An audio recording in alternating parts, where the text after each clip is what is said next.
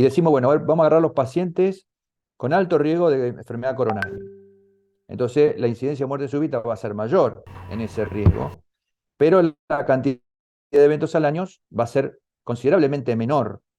O sea, ya acá, si uno ya, por ejemplo, ya toma un grupo de mayor riesgo, vamos a enrolar muchos pacientes, pero ya van a quedar un montón de pacientes fuera. ¿Se dan cuenta? Si uno toma pacientes, por ejemplo, con evento coronario previo, o sea, ya pacientes que tuvieron una isquemia, ya tienen un stent puesto, ya tuvieron un infarto, etcétera, la incidencia de muerte súbita en esa población va a ser mayor. La cantidad de pacientes que vamos a pesquisar es menor que la población general. Y vamos a dejar descubierto un montonazo de pacientes. Con esto le quiero decir que mientras más específicos somos, más, digamos, vamos a probablemente a pescar pacientes con muerte súbita, pero no vamos a solucionar el problema de la muerte súbita. El problema de la muerte súbita va más allá de la, digamos, de cuánto seamos de inteligentes de poder pesquisar al paciente. ¿Eh? Porque la muerte súbita es una, algunos dicen la cara oculta de la luna, digamos, eh, ocurren en un montón de pacientes que no todavía los médicos no tenemos la capacidad de detectar ni de bajar la incidencia de muerte súbita en el mundo.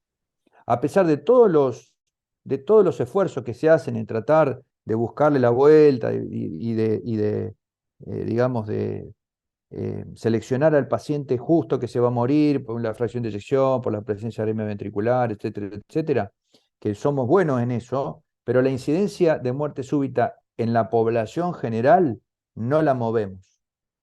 No la movemos. Por eso que se habla de que la muerte súbita es una epidemia en todo el mundo, muerte súbita, y que no le terminamos de encontrar la vuelta. La magnitud del problema, fíjense el problema, lo que es el problema y la falta a veces que tenemos nosotros los que nos dedicamos a la muerte súbita, no tenemos demasiada, ¿cómo es? Demasiada televisión, ¿cierto? No tenemos muchas cosas, porque fíjense el SIDA lo que es, a nivel, lo que es el SIDA. ¿Cuánto se habla del SIDA en la población? En la televisión, en la radio, el cáncer de mama tiene mucha prensa, cáncer de pulmón, el ACV. Pero miren lo que es la muerte súbita comparado con las otras patologías. ¿Eh? Es tremenda. Lo que pasa es que también hay todo un mito de no hablar de la muerte, ¿no? ¿Viste? La muerte súbita siempre es un tema que no gusta mucho para difundir a nivel masivo. ¿Cómo nos morimos? ¿Cómo nos morimos? Bueno, lo más probable, bueno, acá en Rosario lo más probable es que nos mate algún narco, parece, ¿no? Cuando vemos la televisión. Pero estamos bastante lejos de eso. Mira, lo más probable que nos moramos es de enfermedad cardíaca. ¿Eh? Fíjense, esto es como si fuera un gráfico del planeta, como si fuera el planeta Sol, el sistema solar, con soles y planetas. Fíjense lo que es la enfermedad cardíaca. Es la más grande de todas. De eso es probablemente nos muramos. Le sigue el cáncer. Esto es el cáncer, esto es el ACV. Después vienen los accidentes de auto, el suicidio, bueno, después vienen las caídas, los ataques con armas de fuego, los accidentes y que se morir electrocutado, envenenamiento con alcohol, picadura de avispa, fíjense lo que es mínimo, ¿eh? Descargas fuegos artificiales. Esto es interesante porque es cómo nos morimos, o sea, ¿de qué te vas a morir? Enfermedad coronaria o cáncer, si tenés que jugártela, alguna de las dos. Bueno, ¿cómo es la epidemiología de la muerte súbita? 21% en hombres, 14% en mujeres, se da más en hombres que en mujeres. Eh, Esto se ve en las autopsias que le hicieron a los sobrevivientes mejor dicho, a las autopsias de los que morían en las guerras de Vietnam. Los que morían súbitamente, se le hacía autopsias y se veía que la mayor cantidad de pacientes que morían súbitamente son por enfermedad coronaria. O sea, en las autopsias se veía enfermedad coronaria que empezaron a hacerse bueno, se hicieron muchas autopsias en las guerras, se avanzó mucho con esto, pero sobre todo los que morían súbitamente se les cortaba el corazón y veían enfermedad coronaria en las arterias coronarias. Entonces, el 10 al 15% de las muertes súbitas son debidas a cardiopatía por la presencia de, perdón, 70-80% de enfermedad coronaria, 10 al 15% miocardiopatía dilatada no isquémica, 5 al 10% en corazones estructuralmente sanos, 40-60% de los pacientes resucitados mueren durante el proceso de hospitalización. Por eso es tan ominoso el paciente que padece una muerte súbita, porque muchos de ellos, por más que se los resucite, mueren en etapa de hospitalización. Acá tenemos la incidencia de muerte súbita según una línea de tiempo. Fíjense que cuando vemos los primeros 6 meses hay un alto muerte súbita, se llama muerte súbita infantil, relacionado con cosas que tampoco conocemos bien. Se habla muchas veces de asfixias en los chicos chiquitos, etc. Tampoco conocemos exactamente bien qué pasa en los primeros meses de vida. Hay un incremento de muerte súbita. Después prácticamente baja a cero y empieza a aparecer de vuelta a los 35 años, donde empiezan las canalopatías, por ejemplo el Brugada, el Cutelargo, y va creciendo a medida que aumenta la edad. Acá tenemos el mismo gráfico, pero con las causas. Entonces, cuando el paciente tiene 20, 30 años, adultos jóvenes, prevalecen las miocarditis, como vimos el otro día al paciente que presentaron ustedes en el seminario, la miocardiopatía hipertrófica, síndrome de Cutelargo, displasia ritmogénica al ventrículo derecho, anomalías coronarias, Brugada, TB catecolaminérgica, FB idiopática. Cuando los seres humanos traspasamos la línea de los 40 años, aumenta la incidencia, sobre todo por la cardiopatía isquémica y las miocardiopatías. Acá tenemos un poco la incidencia entre hombres y mujeres. El hombre tiene más incidencia que la mujer, sobre todo en etapas medias de la vida. Esto es hombres y mujeres de acuerdo al sexo, de acuerdo a todas las patologías. Lo más interesante es, por ejemplo, el Wolf, muerte súbita en el Wolf es más frecuente en mujeres, casi la única. Las disecciones coronarias más frecuentes en mujeres y las anomalías coronarias más frecuentes en mujeres. El resto todo más frecuente en hombres. Con respecto a la etiología, en general la muerte súbita está íntimamente relacionada a taquicardia ventricular, fibrilación ventricular, 62%. Un grupo mínimo de pacientes puede tener bradiarritmias, taquicardias polimorfas o FB primaria. Con respecto a la severidad de la insuficiencia cardíaca, y esto también es valioso, fíjense que la mayor cantidad de muerte súbita o la mayor prevalencia de muerte súbita ocurre en los pacientes con insuficiencia cardíaca clase 2 o 3. Fíjense, en clase 2, 64% mueren súbitamente y en la clase funcional 3, 59%. Están alrededor del 60% de los pacientes en clases funcionales intermedias van a morir súbitamente. En cambio, si uno toma la clase funcional 4, pacientes más graves, solamente un tercio muere súbitamente, ya que la mayoría muere de insuficiencia cardíaca. Por eso que cuando uno incluye pacientes de muerte súbita, incluye paciente clase funcional 4, se mezcla lo que es la muerte arrítmica con la muerte por insuficiencia cardíaca. No sabemos bien de qué se muere el paciente. Entonces, bueno, acá tenemos las etiologías. Cardiopatía isquémica a la cabeza, infarto agudo de miocardio, cardiopatía isquémica crónica, las miocardiopatías, dilatadas no isquémicas, hipertrófica obstructiva, la dilatada, displasia ritmogénica del ventrículo derecho, anomalías electrofisiológicas, las canalopatías, síndrome de Cutelargo, el Brugada, alteraciones del sistema de conducción AB, el Wolf, la FB primaria. Y otras, valvulopatías, cardiopatías congénitas, miocarditis, anomalías electrolíticas, enfermedad por abuso, cocaína, etc.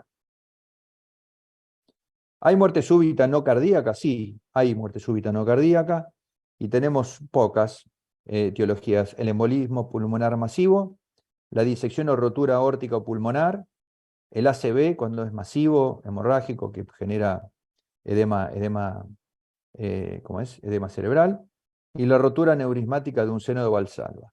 Esas son las 4 etiologías no cardíacas para la muerte súbita. Infarto agudo de miocardio y muerte súbita. Quizá la patología más prevalente que genera muerte súbita, por eso muchas veces no la podemos pesquisar, porque no sabemos qué paciente va a ser infarto, salvo, bueno, factores de riesgo, etcétera, pero es muy difícil de pesquisar. La causa más frecuente es la fibrilación ventricular. También puede ocurrir en pacientes con fallo de bomba, con complicaciones mecánicas, con bloqueo auriculoventricular completo. El riesgo más elevado es en las primeras 12 horas del infarto. Por eso es que el infarto se lo interna justamente para tratar la FB primaria. Ese fue siempre el objetivo de la unidad coronaria, tratar el infarto en sus primeras horas de evolución, ya que en esas primeras horas ocurre la muerte súbita. Y tener al lado del paciente un cardiodefibrilador para desfibrilarlo. Es la principal uso de la unidad coronaria. El síndrome isquemia-reperfusión y la aparición de FB en la fase aguda del infarto, esto también es importante, no implica mayor mortalidad súbita tras la fase aguda. O sea, la FB primaria no tiene valor pronóstico. ¿Cuáles son los factores predictores de muerte súbita posterior al infarto? La disfunción ventricular izquierda, fracción de eyección menor del 35%, que el paciente tenga arritmias ventriculares espontáneas, la isquemia severa, que el paciente quede isquémico, la clase funcional 3-4, si es inducible en el estudio electrofisiológico, taquicardia ventricular monomorfa sostenida, bueno, y otros que pueden ser potenciales tardíos, etc. Siempre en la génesis de arritmia vamos a tener un sustrato, factores moduladores y un desencadenante. Los desencadenantes siempre son las extrasístoles. Por eso que en una época se contaban mucho las extrasístoles para definir el riesgo de muerte súbita. Hoy nos importa más el sustrato, si hay dilatación, hipertrofia, necrosis, anomalías coronarias. Hoy tenemos la resonancia con gadolinio positivo que nos muestra áreas de fibrosis. Eso es todo sustrato. Y determinar el sustrato es muy importante para ver el riesgo de muerte súbita. Y después tenemos factores moduladores. La isquemia, las catecolaminas, sistema nervioso autónomo, los electrolitos, los fármacos, la tracción, como ocurre en el prolapso de la mitral, la tracción por las cuerdas tendinosas. Eso genera arritmia que puede, en algunos casos, terminar en fibrilación ventricular. Bueno, entonces la muerte súbita tenemos dos tipos de prevención. La prevención primaria, que es la prevención que vamos a hacer antes de que ocurra ningún evento, y la prevención secundaria, que después de que ocurra un evento de muerte súbita. La prevención primaria, básicamente, vamos a tener drogas, betabloqueante y aspirina, los dispositivos tipo cardiodefibriladores, con fracción de eyección baja y antecedente de infarto, los inhibidores de enzima convertidora, tratamiento de patología de base, y en general no usamos antiarrítmicos, que ahora vamos a ver. Y la prevención secundaria está el desfibrilador automático y el tratamiento de la patología de base. La miocardiopatía es una cardiopatía que tiene alto riesgo de muerte súbita. Es una enfermedad hereditaria de carácter autosómico dominante. Es la causa más frecuente de muerte súbita en sujetos jóvenes. El mecanismo arritmogénico no está demasiado dilucidado, pero se habla de que la orientación desordenada de las fibras a nivel del septum es la causa. Ahí se genera la reentrada. Y la aparición de muerte súbita se relaciona primariamente con la instalación de taquicardia ventricular polimorfa que deriva en fibrilación ventricular. Los pacientes con valvulopatía, fundamentalmente la aórtica, también tienen aumentado el riesgo de muerte súbita. Por lo mismo, la hipertrofia ventricular izquierda relacionada a la estenosis aórtica también genera sustrato para la muerte súbita. Y los pacientes que tienen ausencia de enfermedad coronaria y estructural, tenemos la fibrilación ventricular primaria, el QT prolongado, el QT corto, síndrome de Brugada, bueno, con mochocordis, y el síndrome de Wolff-Parkinson-White. Cualquier cosa que no se entienden, pregunten. Síndrome cutelar, una breve reseña, prolongación del QT debido a alteraciones genéticamente condicionadas en los canales de sodio o de potasio. El del sodio es el LQT3 y el de potasio el LQT1 y el LQT2. síndrome de Romano-Ward, síndrome de Kiel-Nielsen, que se asocia a sordera. Hay ausencia de cardiopatía estructural, tenemos un QT mayor de 450 milisegundos, con alteración de la repolarización, pacientes con síncope recurrentes, pacientes generalmente jóvenes, ante estímulos adrenérgicos, con antecedentes familiares de muerte súbita. El tratamiento de excelencia es beta bloqueantes. También se pueden poner marcapasos, también se pueden poner cardiodesfibriladores, denervación simpática, y bueno, y en estos pacientes evitar los fármacos que prolongan el QT. ¿Qué beta bloqueante usa ahí, doc? Que habla del Beta Nadolol. bloqueantes, sobre todo beta bloqueantes puros, nadolol, ¿Lo tenemos acá en propanolol, Argentina? metoprolol, atenolol. ¿eh? No los que son esos beta bloqueantes nuevos que tienen efecto antihipertensivo, como el Mm. bisoprolol, el nebivolol, ¿Y el Nadolol lo tenemos acá? carvedilol, todos esos no, generalmente no se usan. ¿Mm? Se usan los que tienen mayor poder beta bloqueante. Viste que hay una tabla con el efecto beta bloqueante de cada beta bloqueante. ¿eh? Porque los beta bloqueantes tienen efecto beta bloqueante y efecto vasodilatador. Y de acuerdo a la clase de beta bloqueante, tienen más o menos efecto beta bloqueante, más o menos efecto vasodilatador. Entonces, son los que mayor efecto beta bloqueante tienen. Uno de los mayores es el propanolol, el metoprolol también, el nadolol, el atenolol. Esos son los que se usan para el QT largo. Acá hay un gráfico, digo, un electrocardiograma típico de un QT largo. Hemos visto pacientes así de este tipo en la unidad coronaria, con esa torsión de punta que se autolimitan y el paciente sale después. También tenemos que saber que puede ser un QT largo adquirido, por los fármacos muchas veces, o por alteraciones electrolíticas. Siempre cuando ustedes me consultan por pacientes a veces con TB polimorfa, siempre decimos, está tomando fármacos antiarrítmicos, ¿cuáles? O tiene alteraciones electrolíticas, hipopotasemia, hipomagnesemia, muy común y lo hemos visto muchas veces en la unidad coronaria. Síndrome de Brugada, otra de las canalopatías que tiene alta incidencia de muerte súbita en corazones estructuralmente sanos, bloqueo de rama derecha con elevación del ST de 1 a B3 y muerte súbita, herencia autosómico dominante por alteración funcional del canal de sodio, predomina en varones, con una distribución mundial con mayor prevalencia en el extremo oriente. Clínica, muerte súbita debido a fibrilación ventricular o síncope recurrente por TB polimorfa, no sostenida, en ausencia de cardiopatía estructural. Muchos son asintomáticos con o sin historia familiar. El diagnóstico se hace con el electro típico o tras la provocación. El electro puede ir y venir, hay días que puede ser positivo y días que puede ser negativo. Y la inducibilidad de arritmia en el estudio electrofisiológico. El tratamiento en general es el desfibrilador automático. Acá tenemos un ejemplo típico de síndrome de Brugada. Y las taquicardias relacionadas al Brugada. Entonces, lo ideal para ver qué tratamiento hacemos es estratificar el riesgo de muerte súbita. Si bien, como decimos al principio, la muerte súbita sigue siendo un problema de salud a nivel mundial y que fracasamos los médicos en poder controlar o bajar su incidencia.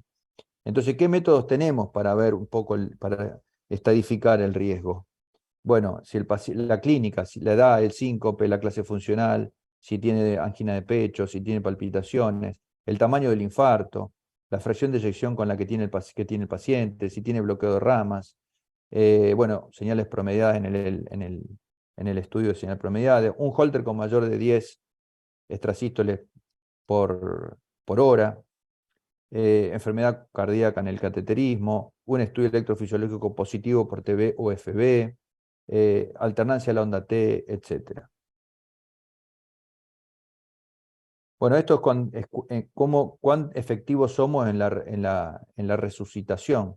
Fíjense que esto es el tiempo en minutos. Si uno lo agarra en el primer minuto, tiene una incidencia de resucitación más alta, pero en 10 minutos, si uno se retrasa 10 minutos, la ambulancia tarda 10 minutos, el paciente se muere.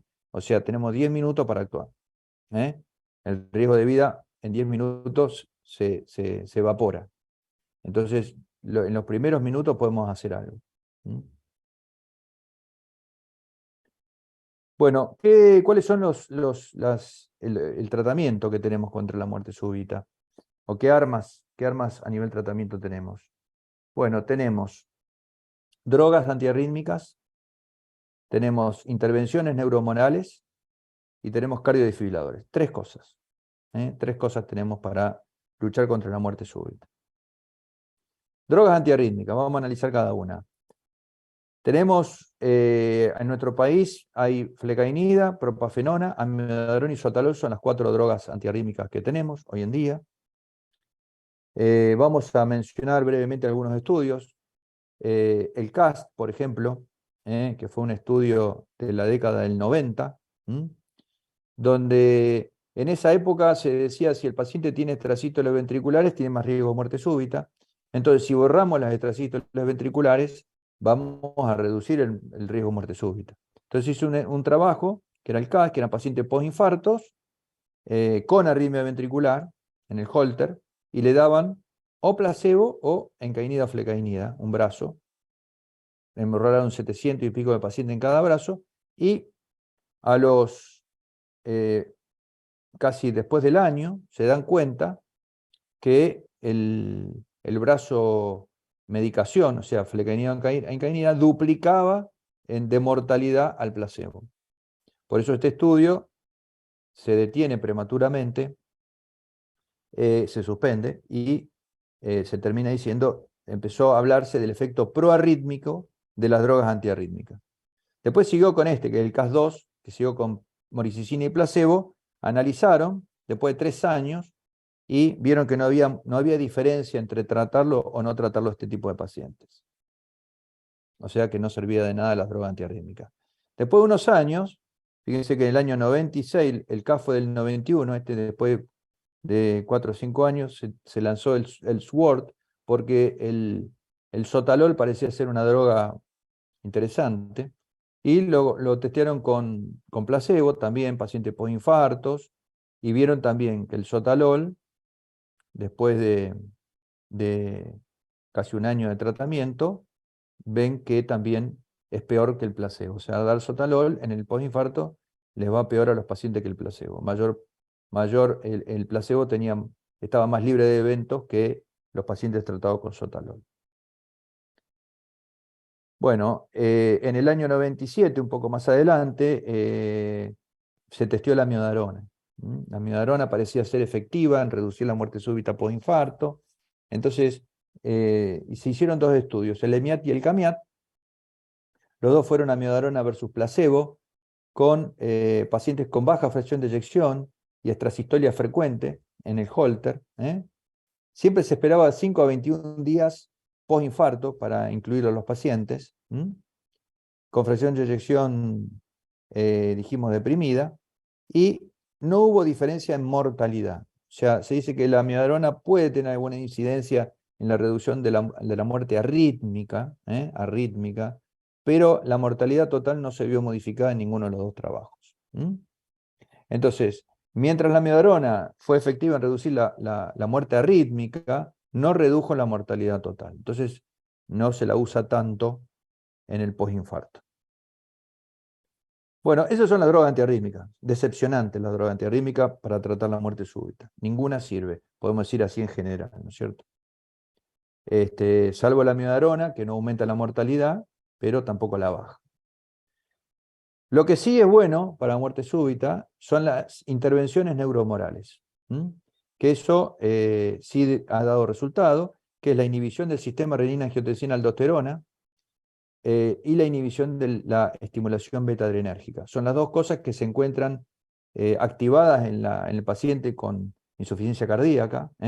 Ustedes saben que el paciente con insuficiencia cardíaca tiene bajo gasto, al tener bajo gasto tiene activado el simpático, y al tener bajo gasto se activa a nivel renal la mácula densa, que segrega renina, y se pone en activación el sistema renina-angiotensina-aldosterona.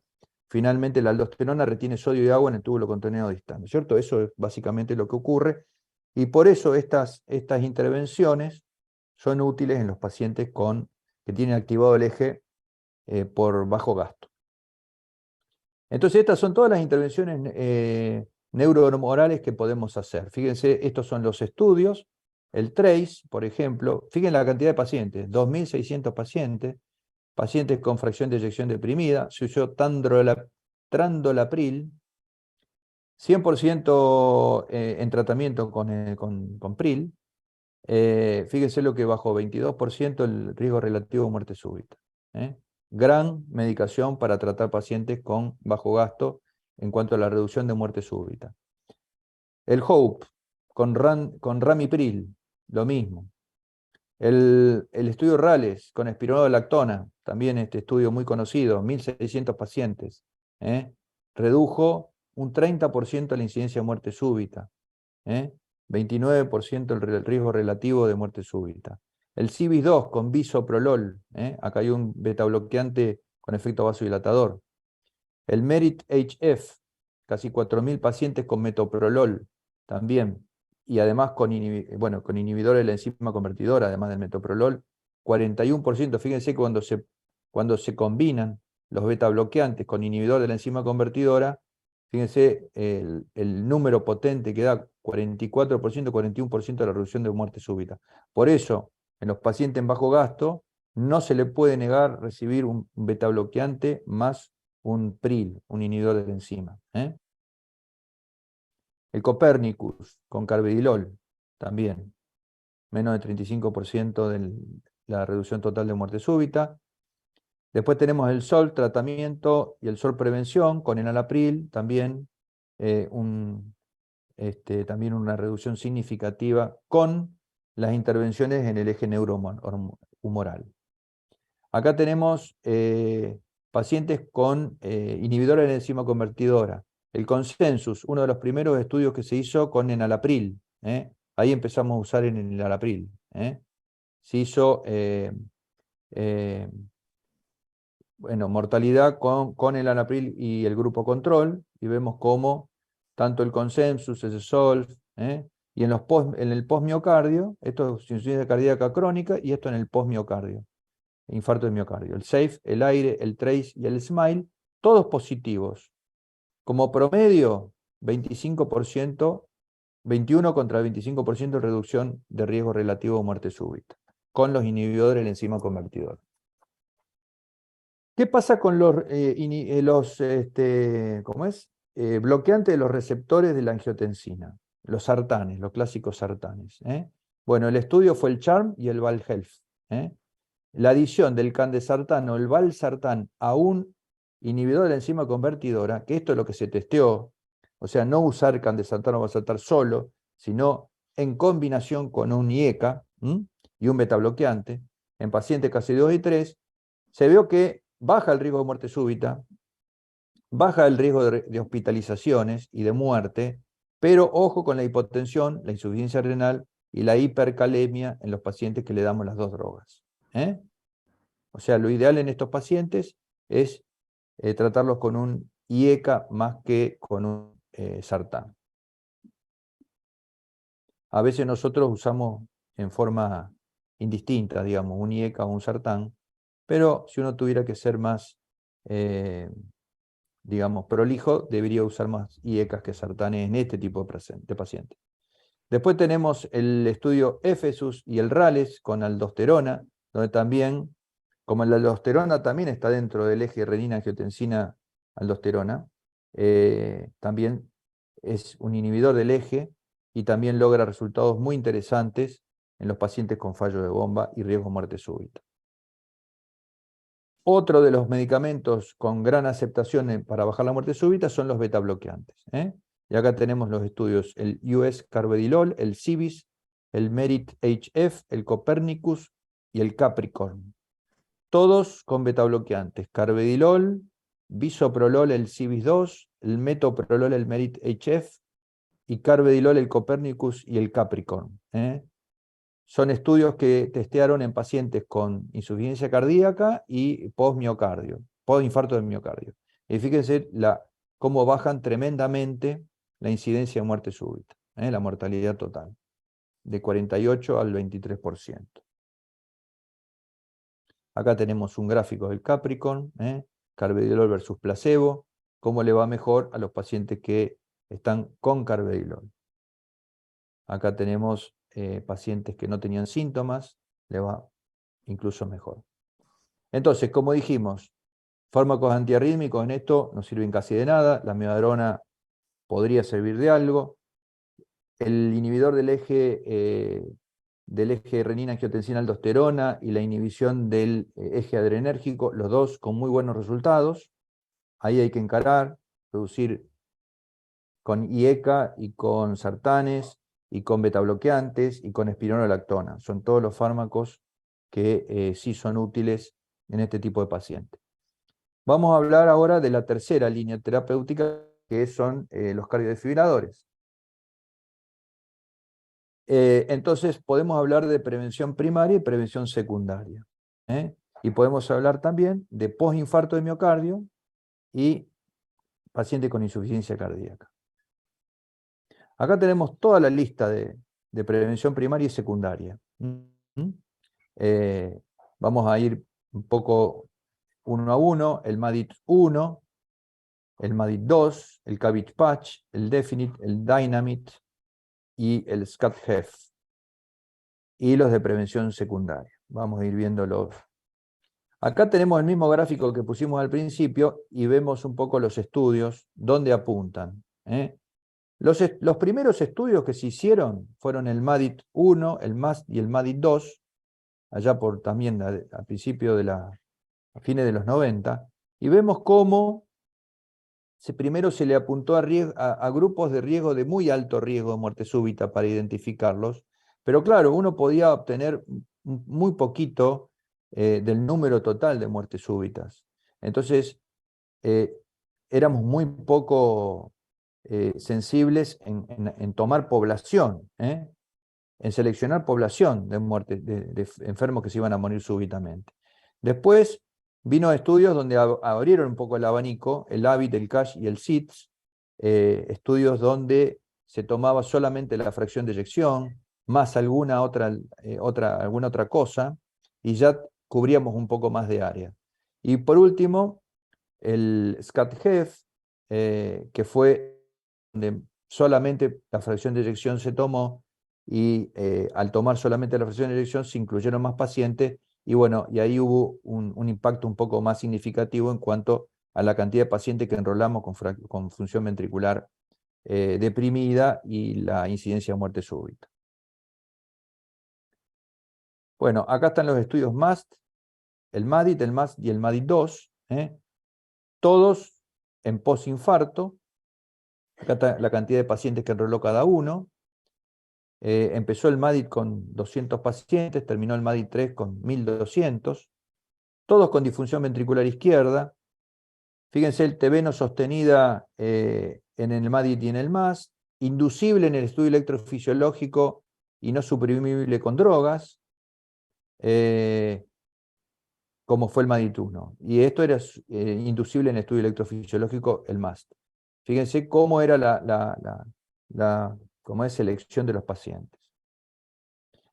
Y acá están los resultados. El MADIT, que eran pacientes, ¿no es cierto?, postinfarto, baja fracción de eyección, con arritmia ventricular, y en el estudio electrofisiológico eran inducibles y no suprimibles. Este fue el estudio más específico de todos.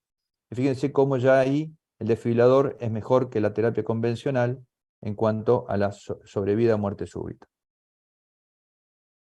Acá tenemos en el MADIT cómo los que tenían la población general y la reducción relativa de muerte arrítmica en amarillo. Acá tenemos el MAST. En el MAST había posibilidades de guiar la terapéutica con estudio electrofisiológico o no, y fíjense que los que más se beneficiaron de todos eran los que tenían puesto un desfibrilador. O sea, independientemente si vos te fijás si lo podés inducir, si lo podés suprimir con droga, etcétera, pero el paciente que tiene un desfibrilador es el paciente que realmente está protegido y que le va mucho mejor y que la cantidad de eventos es mucho menor que los que lo siguieron con estudio electrofisiológico y le pusieron desfibrilador y algunos no, y qué sé yo, vale mucho más el implante del desfibrilador. Esta la paso. MADIT 2. Pacientes por infarto mayor de 4 semanas. Esto es importante, todos los trabajos se alejan del infarto agudo, por lo menos 4 semanas, y ese es el criterio que tenemos nosotros, ¿eh? Esperar 4 semanas que el infarto cicatrice para tomar decisiones. Infarto con menos del 30% de fracción de eyección, mayores de 21 años, y en estos no se requería que tuviera arritmia ventricular en el Holter o en el estudio electrofisiológico. Directamente por fracción de eyección, a un grupo se le implantó y a otro grupo no se lo implantó y se lo siguió por 20 meses. Y ahí tenemos la diferencia que hubo, 31% de reducción relativa de muerte súbita en el grupo que se le ponía cardiodesfibrilador.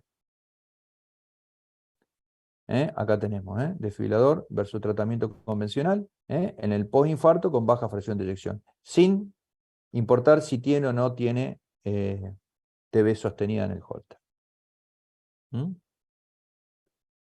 Fíjense que con cardiodesfibrilador y con tratamiento convencional, como el cardiodesfibrilador baja la mortalidad por todas las causas, la mortalidad cardíaca, la mortalidad rítmica. Claro, no baja la no arrítmica y no baja la no cardíaca, obviamente. Y acá tenemos cómo beneficia el cardiodesfibrilador en todos los subgrupos que se analizó en el MADIT 2, tanto por edad, por sexo, por fracción de eyección, por clase funcional o por intervalo QT. Siempre hay beneficio con el uso del cardiodesfibrilador en pacientes con infarto y baja fracción de eyección. Acá tenemos los beneficios de mortalidad en todos los trabajos con cardiodesfibrilador. Fíjense, el MADIT 1, cómo benefició, el MAST, el MADIT 2 y el HABIT, y a la cantidad de meses. Todos dieron positivos. Los trabajos post-infarto no son trabajos por insuficiencia cardíaca, pero también se pueden tomar como también, digamos, extrapolar a lo que es la insuficiencia cardíaca. Porque también muchos de estos trabajos que son en el postinfarto incluyen pacientes con insuficiencia cardíaca. Fíjense, fracción de eyección del 26, del 23, del 30% y New York Heart Association clase funcional 63%, sí, muy alta la incidencia de clases funcionales bajas. O sea que también son trabajos que uno puede extrapolar para el paciente con insuficiencia cardíaca. Y esta es una diapositiva muy interesante. ¿Cuántos pacientes tenemos que tratar con cada intervención en la muerte súbita para salvar una vida? Para salvar una vida.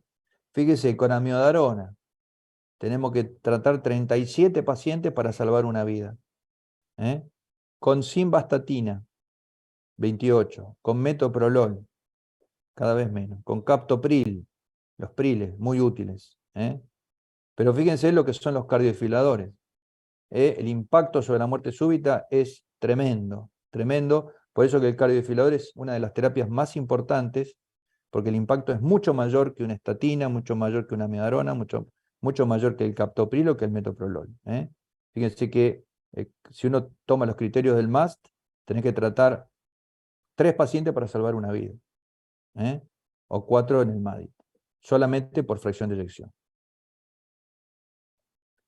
Bueno, y para terminar, vamos a decir que la indicación del cardiodesfibrilador como prevención primaria, vamos a dividirla en cardiopatía isquémica y en cardiopatía no isquémica, ¿no es cierto? Para esta es secundaria, esta es la primaria.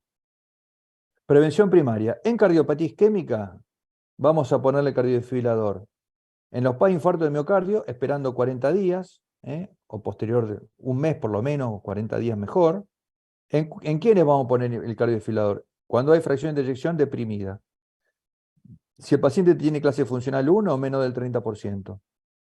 Si tiene clase funcional 2, 3, menor del 35%.